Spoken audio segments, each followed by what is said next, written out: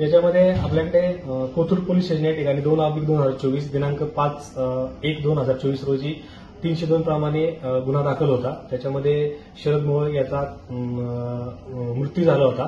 त्या दरम्यान आम्ही गुन्हे शाखेने आजपर्यंत या गुन्ह्यामध्ये जवळपास 15 आरोपींना विठ्ठल शरासर आम्ही अटक केलेली आहे।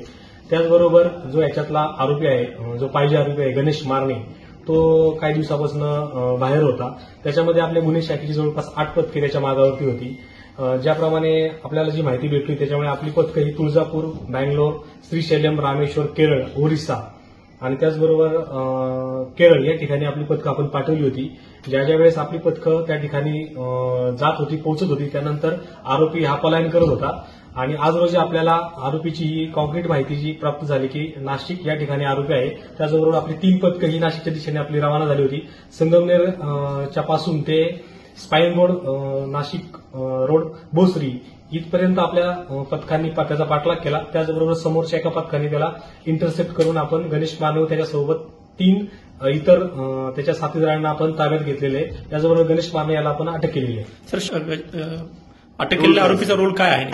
याच्यामध्ये आता आपण त्याला अटक केलेली आहे। अटक केल्यानंतर आपण कोर्टामध्ये उद्या त्यांना प्रोड्यूस करणार आहे। त्यानंतर आपण त्याचा जो काही रोल आहे तो आपल्याला जे पुरावे प्राप्त झाले त्याच्याप्रमाणे आपण निष्पन्न करणार आहे। काय संशय आहे पोलिसांना पण त्याचा रोल? याच्यामध्ये मुख्य आरोपी असल्याचं आपल्याला प्राथमिकदर्शी तपासामध्ये निदर्शनास आलेले आहे।